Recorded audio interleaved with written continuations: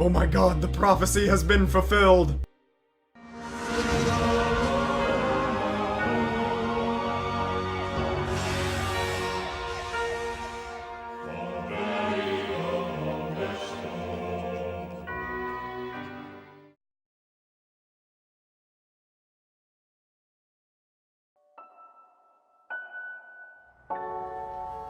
We're a small design team. No matter how big or small the project, good design is essential, even if what you're designing is nothing.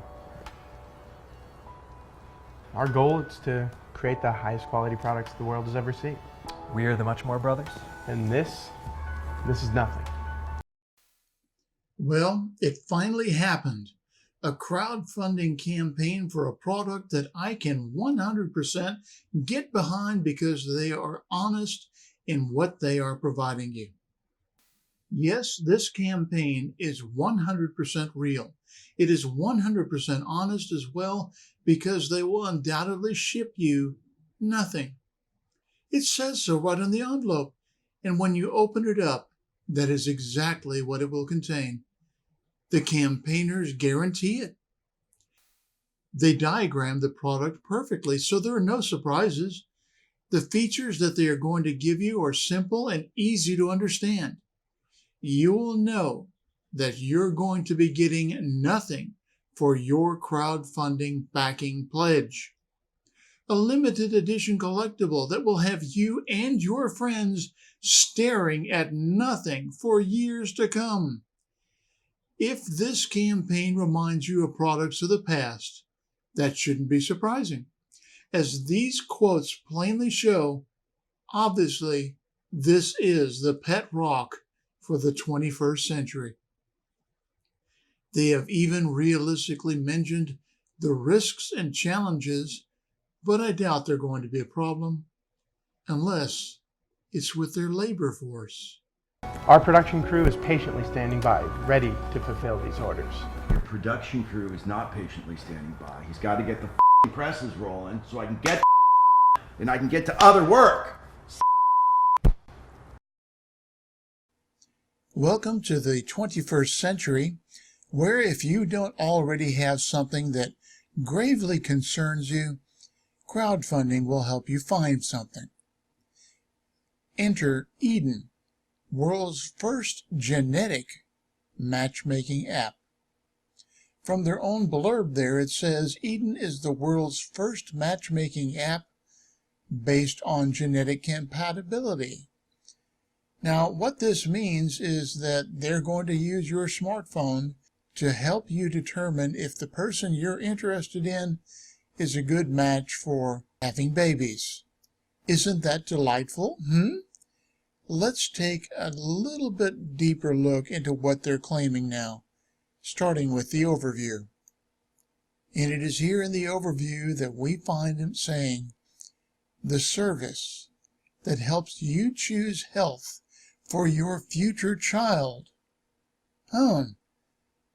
Genetic testing for 40+ diseases, intelligent matchmaking algorithm, and all from the comfort of your smartphone. All hail the all-knowing, all-seeing, all-powerful smartphone that we see so often in crowdfunding. This is a scary, scary concept, isn't it? In an earlier video, I mentioned an old film called Gattaca. This seems to be somebody trying to bring Gattaca to life, doesn't it? Let's see if there's anything more we should know about. Yes, right here. Eden is our new service. Well, I'd hate to think it was an old one, but Eden is our new service which allows you to find a romantic partner based on genetic compatibility. Okay, I guess we're finding people to be romantically involved with. Well, wait a minute. We're just finding people to be involved with because our genes are calling to one another through our smartphones. But I digress. In a brand new approach to personal genetics, we put real power to make decisions about your child's future in your hands.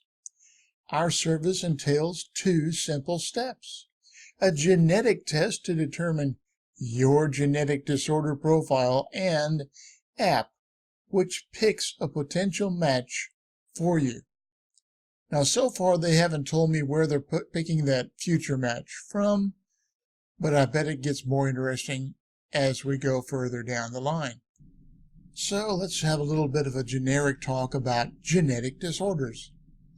See, genetic disorders come in many shapes and sizes, but none of them are enjoyable for those who suffer from them. Well, that's pretty much a given, I would think. But here's the thing that really is scary.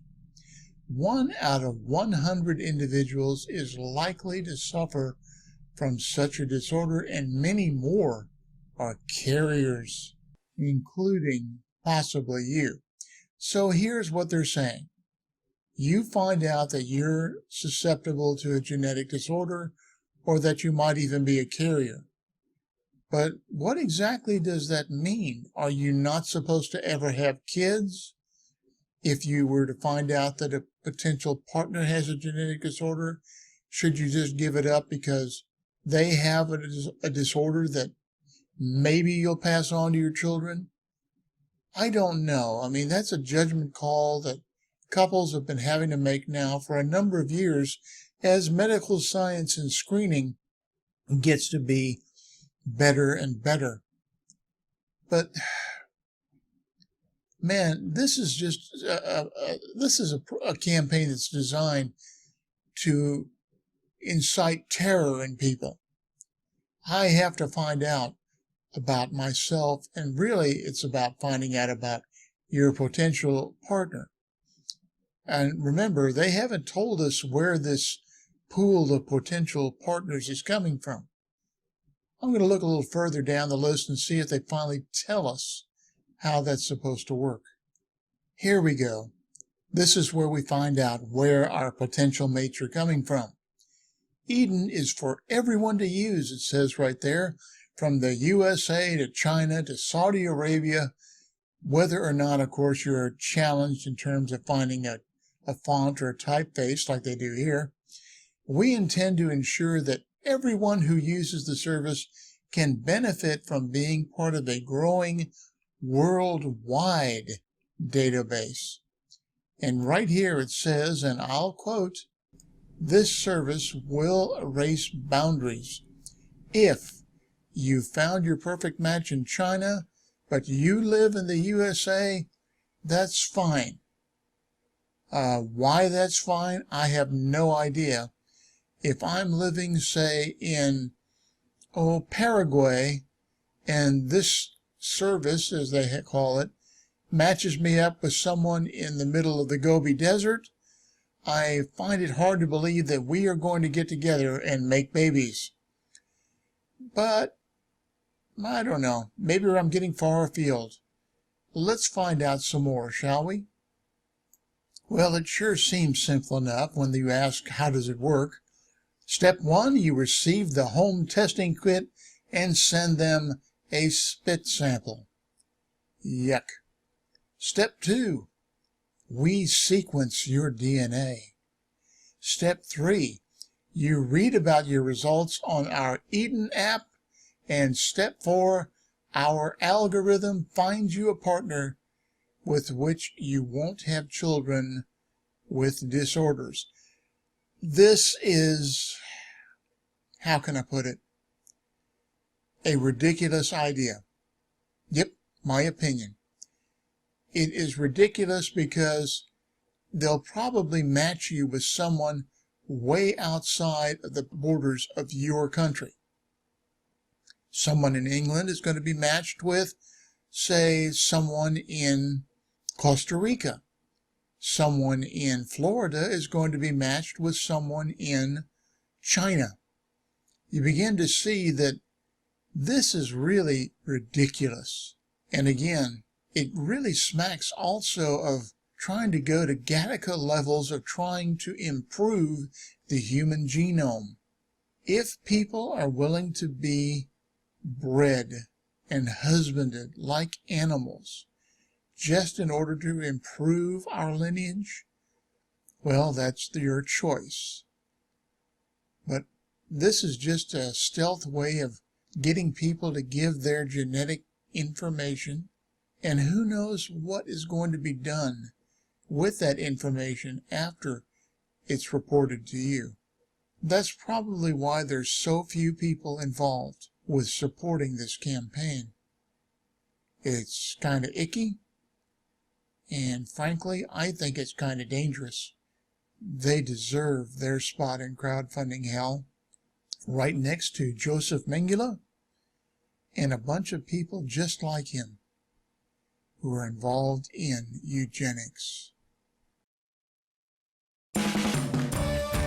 Meet Pics, the world's smallest and easiest aerial camera ever made. Capture HD photos and videos never before possible. Then share them like magic right from the app. It's like having a personal photographer in your pocket. Take it everywhere and put away the selfie sticks forever. Pics works with just one touch. It will fly, frame, snap, and return, all by itself. So cool and so easy. If you want more control, just use the in-app joystick. You can also turn on 360 mode to automatically take pictures all around. And it will follow your face for the perfect picture. You can even control it with gestures. In the app, customize your pics and then post them instantly to your favorite social stream. You can even live stream real-time adventures from the air. Wowing your friends and followers has never been this easy, and it's packed with features like Italian design, 12 megapixel photos, HD video, 60-foot range, 6+ minutes of flight time, and smooth air flight stabilization. Welcome to the future of personal photography. Choose the better way to selfie with Pics, the world's smallest, easiest, and coolest aerial camera ever made. Pics by Air Selfie. Okay, here's the deal.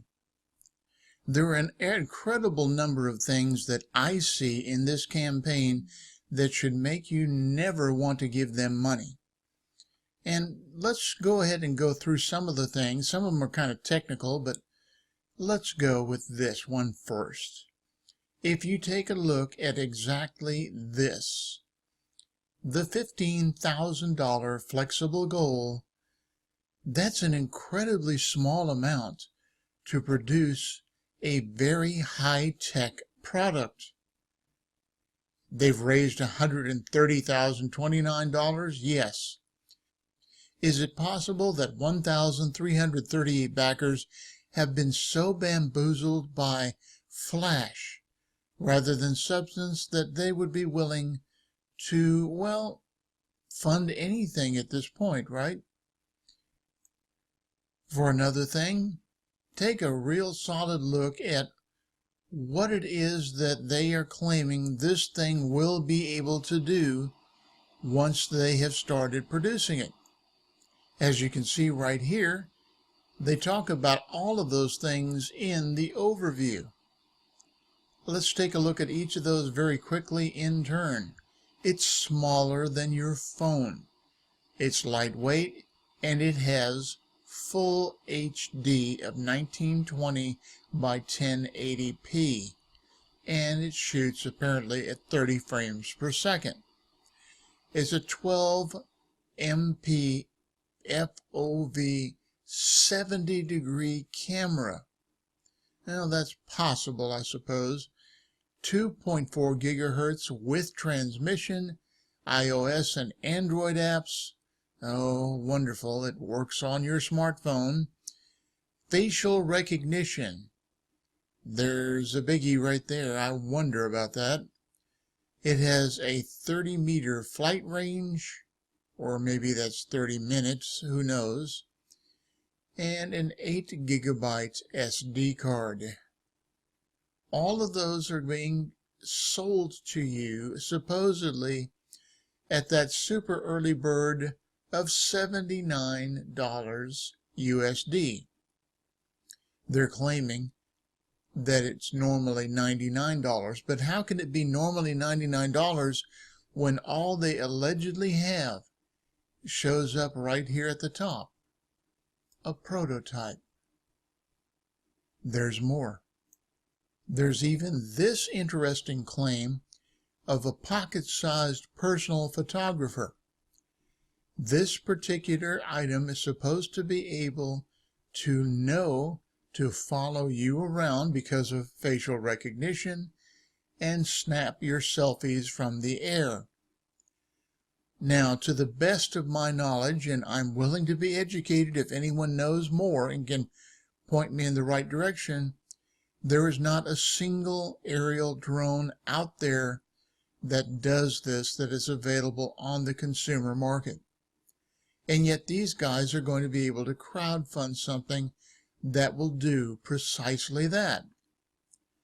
So right away, these are all red flags that I personally look at and see when I look at a campaign just like this one.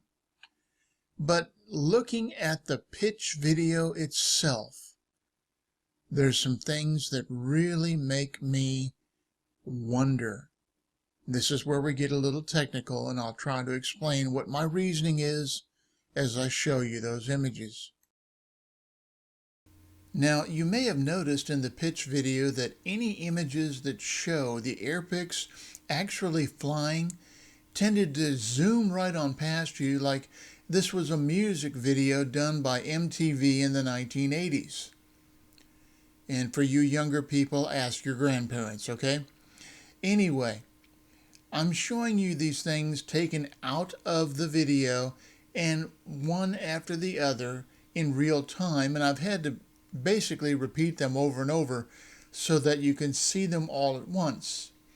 Now, what we're going to do is slow down these images, and we're going to see something very interesting when we do so. We'll start with these three images that you see right here. What we're going to do is slow the movements down tremendously and take a look at the movements of the air pics and see if you see the same thing I do. Watch the people's head and eye movement as they're supposedly tracking the air pics as it rises up to take all of those selfies everyone was talking about. The same thing is occurring here. Watching the heads and the eyes, they're not all looking at the same thing, are they? It becomes even more apparent on longer takes. Maybe that's why they don't show you this thing too often. You may even notice that the air pics' motion is rather static, rather flat, as if it's not really there or under its own control, but might be controlled by a stick that's been painted out electronically from the video. Finally, there's this little thing that you might not see here because it happens so quickly. I'll slow it down so that you can.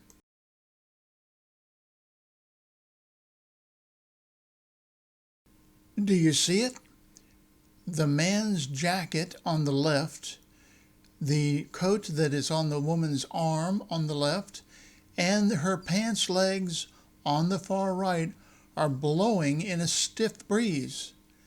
How is AirPix remaining completely steady and still to take these pictures? The answer is, it's not. None of these pictures were taken with an AirPix. I would say that they're trying to fool you because they've never told you that none of the pictures are taken with an AirPix, that it's all just simulated. Yes, AirPix is truly earning its place in crowdfunding hell.